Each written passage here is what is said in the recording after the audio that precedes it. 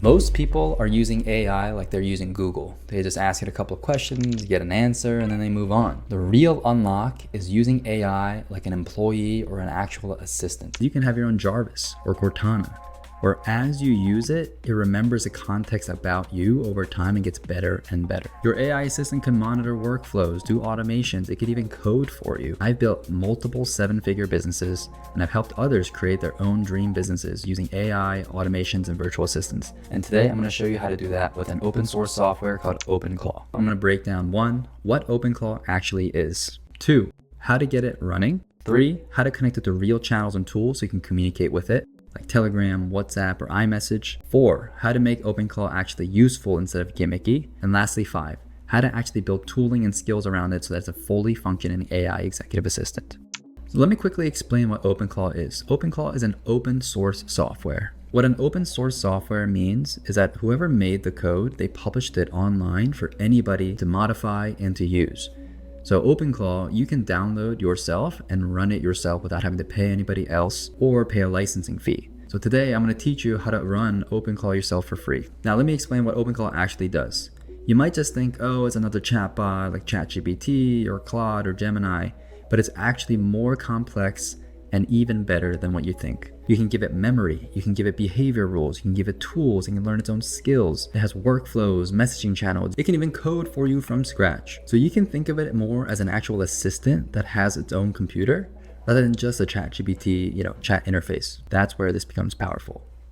So if you go to openclaw.ai, which is the official website for Openclaw, you can see some of the things that it does. You can host it yourself, like I said, because it's an open source software, which means you can download it on your Mac or your Windows PC, and it can run on your computer. Or you can pay for a VPS or a cloud server and host it and just pay, $5 a month to run it online. You can talk to it with any chat app. You can connect Telegram, iMessage, WhatsApp, Discord, and chat with it without just going to like a website like chatgpt.com. It even has browser control.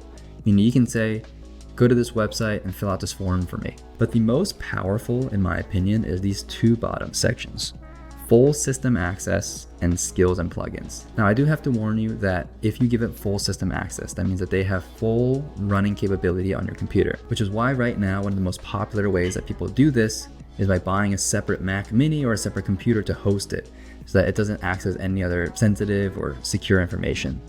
For example, I went out and bought a separate Mac Mini to run my Openclaw on so that if worse comes to worse, I can always shut it down. It hasn't accessed anything that I don't have on that computer. With skills and plugins, you can teach it or you can download other skills that the community around Openclaw has made and download onto it, which I'll show you later. Where to actually run it. So the cleanest setup for a lot of people is a dedicated machine like a Mac Mini. Right now, Mac Minis are flying off the shelves because people want to install their own agents on it. Why are Mac Minis the most popular option? 1, it's really easy to install on a Mac Mini. 2, for the computing power that you get in a Mac Mini, it's relatively affordable. Now, you don't necessarily have to do a Mac Mini, but you will want a computer that you can leave running 24/7 because you'll theoretically want an assistant that can run 24/7. For example, I have my Openclaw assistant run website changes and SEO optimizations overnight while I sleep. So you can have it running on your laptop. You can have it running on a cloud server. You can have it running on an old 2010 MacBook. But if you want the easiest practical setup, I would recommend a dedicated separate laptop or computer. Let's talk about how to actually set this up. If you go to openclaw.ai, it'll show you some ways to start. The preferred way so far seems to be the npm command. And you don't have to know exactly what npm is, but you can think of it as a way to download files or certain packages onto your computer. So what you're going to do is open terminal. And the easiest way for me on a Mac is to command space and you'll have a spotlight search and you search terminal. That's going to be the default way to access your coding environment on your computer without downloading anything else if you have a MacBook. So you open terminal and you're going to just basically copy and paste this command here. Okay? Copy, paste. So because I've already downloaded Openclaw, it's probably going to go a little bit faster for me than it is for you. There may be some issues that you run into when you try to do this. One will be you don't have Xcode downloaded, in which case you can always take the error. And what I like to do is take a screenshot of the error that's shown in terminal, put it into ChatGPT, and ChatGPT will walk you through exactly how to fix it. Okay, so you can see that I ran the command npm i-g Openclaw, which means I downloaded Openclaw. And now I can start onboarding. If I do Openclaw onboard, Now it'll walk me through the onboarding process for Openclaw. So this is the setup wizard. What that means is it'll walk you through step by step how to actually install this. Now, if you've never used Terminal before, that's okay. I'm going to show you how to use it. You can basically only do things through your keyboard. So you can't click on things unless you set it up that way. But for example, the first question asks you, I understand this is personal by default and shared multi-user use requires lockdown to continue. Users have to press the left arrow key and it'll highlight yes in green and then press enter. Setup mode, quick start versus manual. Now you're gonna wanna do quick start unless you've done this before and you know how to customize things, which you probably won't want to. So make sure that quick start is highlighted in green. And again, you can control this by doing up arrow or down arrow and press enter on quick start. Now it'll have you pick a model provider. What that means is Openclaw is just the software that hosts an AI. There's a million models out there now. You can use ChatGPT's models, you can use Anthropic's Claude models, you can use Gemini, you can use Grok. There's all these different AIs and you want to pick which AI you like the most. Personally for me, I've been liking GPT by OpenAI. So I'm going to go down, and again, you can use the down arrow keys or the up arrow keys to see which one you want to select. And I'll do OpenAI and I'll click enter. And I'll have you enter an OpenAI API key. Now, if you do it with the OpenAI API key, you will pay per credit, and that can get expensive. If you go back, let me just run Openclaw onboard again. Quick start. Go back to OpenAI. If you do OpenAI Codex, you don't have to pay per API credits. You can pay with your existing OpenAI subscription, which means if you already have an account on ChatGPT, especially a paid one, you will save money by using that instead of paying for credits. Because if you use ChatGPT, you'll notice that you get a lot more usage on a $20 a month plan than you would if you were to pay for $20 worth of credits. So it's gonna have me open my OpenAI. I'm gonna log in with the email that I use. Sign in.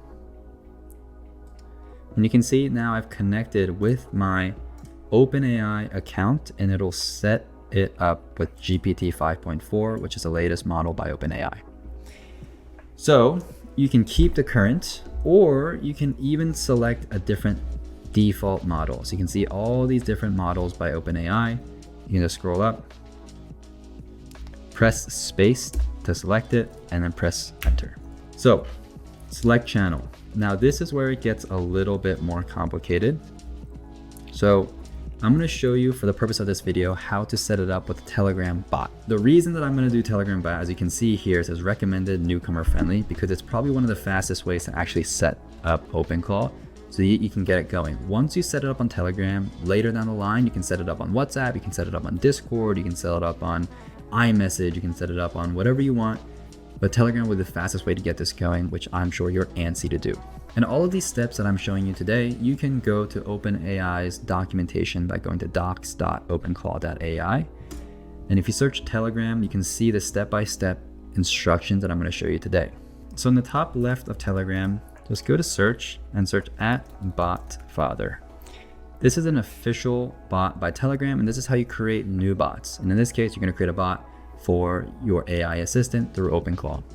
So if you click Open Botfather, and you'll see this option to create a new bot. And you can see I have two bots here. Click create a new bot and bot name. So you can name this whatever you want, and you can just be Openclaw. You can have it named DhungJoo. You can have it named Ava. You can have it named Cortana. So for the purpose of this, let's just call it Jarvis. Now you're going to want to create a username for your bot. Let's do random letters. There we go. Create a bot. Now it'll give you this key that you're going to copy and paste into your terminal, but make sure that this key is not given to anybody else. So you're going to copy it, go back to your terminal where it says enter a Telegram bot token. And now once you press enter, it'll give you enter Telegram bot token. Now here, you're just going to paste. Press enter. And and now it'll update and connect. A lot of these search providers, and this is going to be how your agent looks things up online. Now this is different than browser control, which I'll show you in a bit. This is just, let's say you wanted to say, hey, go look at this website and pull the information from it and scrape this website. It'll use the APIs provided by Brave or Exa or Firecall or Gemini. Search XNG is a self-hosted meta search, so it doesn't actually require another API key. So we can just use that for now and just press enter when you're highlighted on green on Search XNG and press enter. Okay. Configure skills now, you can press yes. And you can see these are the default skills that are already installed or available for Openclaw. So there's a lot of them. There's Apple Notes, Bear Notes, Claw Hub, Gemini, iMessage, etc. Now, if you want to dive deeper into these skills, let me know in the comments and I can make a video on specific skills. So for now, we're going to skip and go ahead. You don't need a Google Places API key for now, so skip. Notion API, same thing, you can skip for now. Open API key for OpenAI Whisper, you can skip for now. 11 Labs, you can skip for now. Now hooks. So what this means is when you do certain commands, and when I say commands, when you tell the AI assistant to do something, what hooks will do is automate certain actions. So just for the sake of the easiest setup, I run all 4 of these and you can see what it does on each of them. But basically what these files do is help remember context about you, remember context about what it needs to do, and learn and get better over time. So once you've highlighted, and when you highlight this, you can do enter. So select by going up and down on the arrow keys, press spacebar on your keyboard, and then press enter. Now, you can see it's launching the actual gateway service. And the gateway service is just how it actually runs. It opens up a gateway, which is how it connects to all these different things. Allow, and you'll see a couple of pop-ups that come up to make sure that it's actually capable of accessing all the things on your computer. So now you can see it's actually running. So if you want to test if it's running, if you go to BotFather and you do My Bots, you'll see choose a bot from the list below, and you can see the bots that you made. So you click on Jarvis, click on this name, and now you can start. So you can see no messages here yet. Click start. Openclaw access not configured. So it basically tells you how to configure and start talking to it on Openclaw. So what that means is you go back to terminal and you basically just run this command by copy and pasting it. So this bottom one, Openclaw pairing approved Telegram, and it'll give you your own code. Copy it, paste it, and enter it in terminal. Once it does that, it'll say approved Telegram sender. This is your unique Telegram ID. Now you should be connected. So I can say, hey Jarvis. And I say, hey, my name. Jarvis works if you want, though I'm not attached to it. Fresh boot over here, it'll just say some generic thing. So now you go through the actual onboarding with your Openclaw. Now how it works under the hood is Openclaw uses what's called MD files, which are basically text files for the agent to read through. And it has these different sort of files that it uses. So Soul, for example, is basically a text file that tells Openclaw or your AI assistant what it is. And you can edit these instructions, but what I like to do is actually tell Openclaw to edit it itself. So the first message that I always send is, you are an Openclaw assistant that I've installed on my Mac. Ask me the top 10 highest priority questions to onboard you properly, make you my most efficient AI assistant. I want you to be as skilled and capable as Jarvis or Cortana. Now the AI itself is going to know how to prioritize and ask you what you want it to do. So it'll ask you questions like,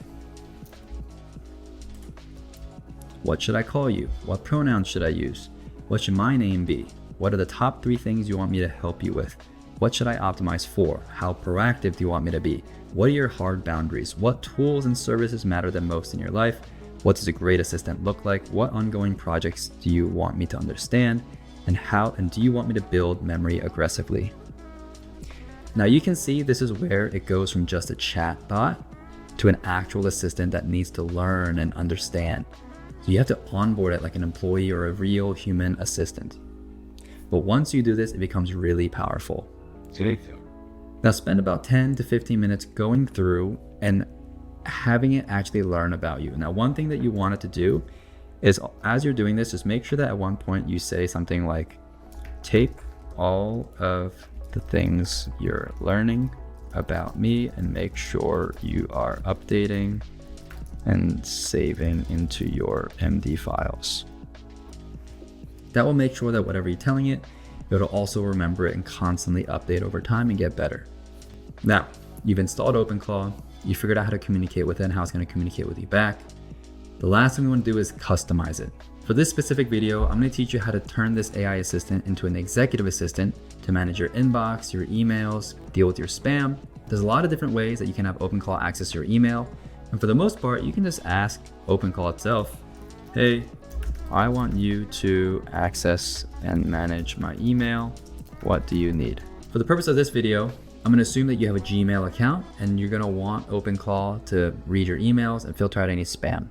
You're going to go to myaccount.google.com. And once you get here, you're going to go to security and you're going to make sure that you turn on 2-step verification.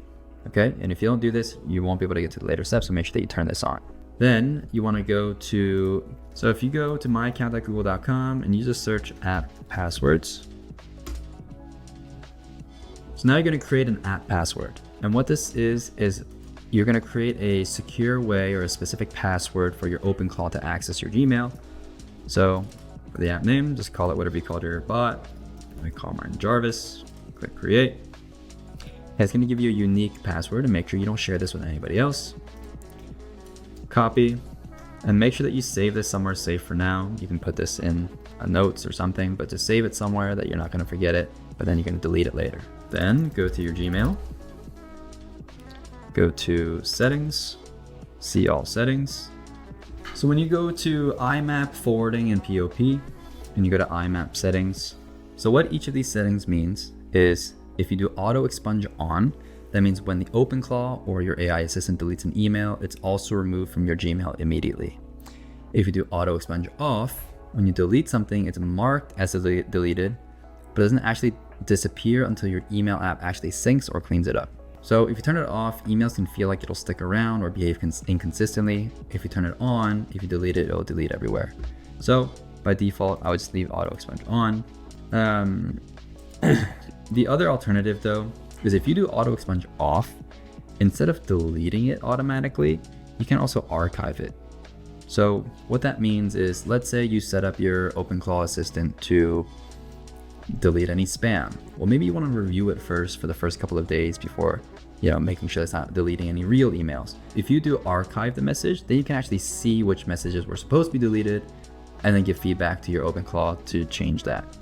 You can also move it to the trash or immediately delete the message forever. So you have some optionality with auto expunge off. I personally like to archive most of my messages in email because it hides it from the inbox, but then you can also reference it later. Folder size limits, you don't necessarily have to limit the number of messages in an IMAP folder, so I would set that by default and then just save changes. So once you tell it, these are my settings, sometimes it'll just accept it, but Openclaw also has some built-in security measures, and it will say something like this, where it says, I can't store or use your raw email password in chat or write it into workspace files.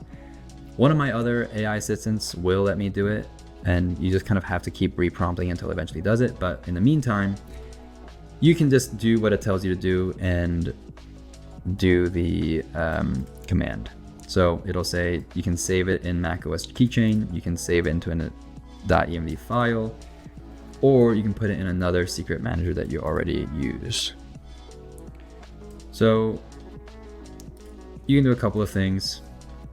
You can just say something like, give me a terminal command to save that app password as a keychain on my Mac. Now I'll give you this command. So I'm gonna have the command on the screen right here. You can go open your terminal again and go to security, add generic password, U, an A, etc. And you can for the most part just copy this. So you can just copy and paste that and just backspace and delete this your 16 character Gmail app password. And you're just gonna wanna type in that 16 character password that you generated. So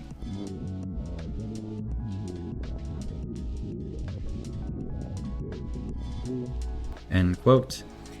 Make sure that you don't have any spaces or any other characters and press enter. Now I'm gonna go back to Telegram and say retry. Okay, there we go. So now it looks like it actually read the latest email, which was a security alert of something accessing my Gmail. And now it works, it accesses my Gmail. So here is a beginner safe automation idea for your AI assistant. You can say, 1, I want a daily digest at 9 a.m. And I want you to tell me what's unread, group by important, first newsletters, first receipts, 3-line summary each. Okay, 2. Then you can start adding something like, if there is an obvious spam email, mark it as spam. 3, if I have a email related to an important calendar invitation that day, let me know at 9 a.m. Right? And you can customize when you want things, how you want things, what it actually wants you to do in Gmail. So now you can see the power that Openclaw and an AI assistant can have in your life. You can connect it to everything that you're doing. You can give it rules, you can give it automations, you can give it workflows, you can give you browser access. And this is just the tip of the iceberg. Now, just some pointers before you continue building your Openclaw. 1, onboarding is the most important aspect. And that's what I tell everybody that I work with. I cannot stress this enough. The more that you tell it about yourself, the better it will be. Don't be shy and just go into a lot of depth. You can even give it a personality. You can tell it, speak to me like you're a 80s gangster, or speak to me like you're a futuristic robot. The biggest thing though is to tell it as much as you can about yourself. Later down the line, you'll see some issues, or people will complain about memory issues or not being able to remember things. One thing that you can have Openclaw do is give it this prompt in Telegram or however you're talking to it. Enable memory flush before compaction and session memory search in my Clawbot config, etc. This will enable it to actually look through its memory, reset it, recompact the memory so that it can always have some sort of context and learn the context as it's working with you. Here are some use cases and ideas for what else Clawbot can do for you. It can scan your emails, it can monitor your tasks, it can give you a morning brief, it can manage your CRM, and it can give you updates. You can do basic coding. If you wanted to make a website, it can make a new website from scratch for you without you having to read a line of code. It could do web testing. It can go fill out forms on a website. And there's infinite possibilities on what an AI assistant can do for you. I hope through this video, you can see the value of having your own AI assistant and what it's capable of, even with the tools that are available out now. And AI is just getting better and better. Any of the links that I showed in the video will be in the description so that you can easily access it. If this video was helpful, make sure to give us a like and subscribe for more videos like this. Thanks so much for your time, and I'll see you in the next video.